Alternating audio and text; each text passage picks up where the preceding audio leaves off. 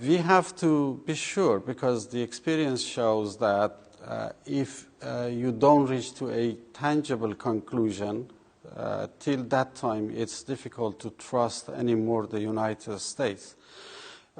Because once we trusted United States, but the result was completely negative and was against our interest. Therefore, that trust is lost now. We cannot trust any more United States, unfortunately. That was the past.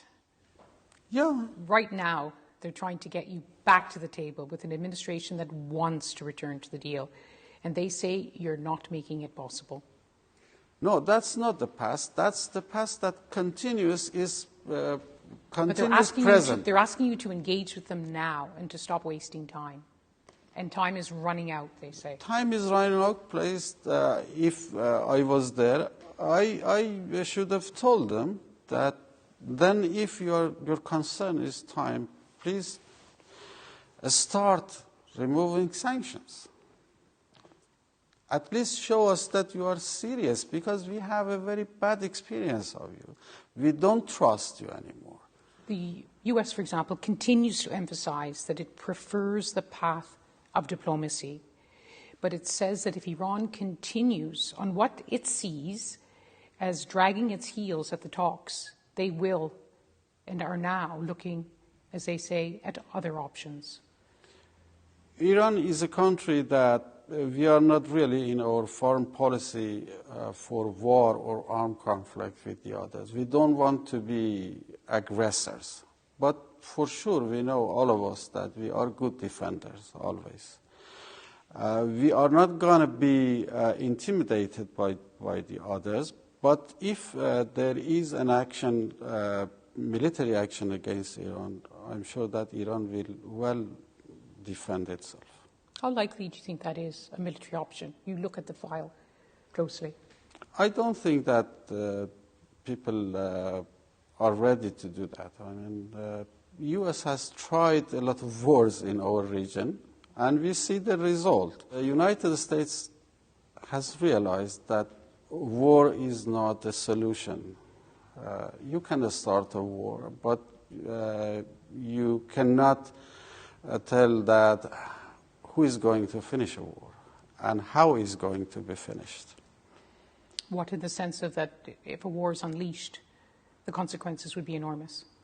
Of course, the consequences will be enormous. A country like Iran is not an easy prey for anybody. A British delegation went to Tehran recently to discuss the issue of a long-standing debt owed to Iran from Britain and the release of dual nationals. How close are the two sides to resolving this dispute? I think we are close to clinch a deal on that. But these two issues are separate. You've been close before. Is this the closest that Iran and Britain have been? Not this one. I think the closest was the last agreement that we had, because we just finalized the agreement. When was this? It's just in July. In July, the British government said they had found a mechanism. There was a mechanism, yeah. We had an agreement, but that agreement, because of certain factors, sanctions, the channel that it's going through, was not implemented. But again, we can. What stopped it? Was it the United States pressure? Yeah, I think because that. Well, you must know, because you're the ambassador. You're involved in the. Yeah, there was a concern. So Britain and Iran signed a deal that would have meant the money would have been paid, which would have improved the atmosphere for the release of the dual nationals. Yeah.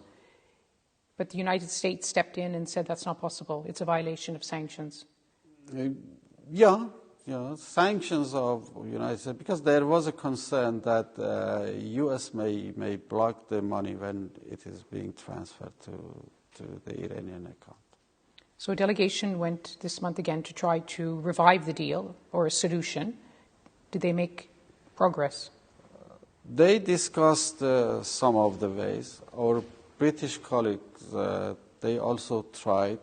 We appreciate that. We are exploring the way to how to transfer the money to the Iranian. Have you found one? We are trying to do that. Yeah. Because there's some concern that it's not just an issue of financial, i.e. that there are sanctions against Iran which make it impossible for Britain to give you that amount of money. Others believe it's a political obstacles that the United States does, and perhaps even some in Britain, don't want that amount of money, £400 million going to the Iranian government. What we know is that we are just focusing on having a feasible channel to remove this case in the bilateral relationship of both states. Do you sense that the British government is more committed to trying to find a way out? I don't have any sign to opposite. I don't receive any sign that the UK government is not serious.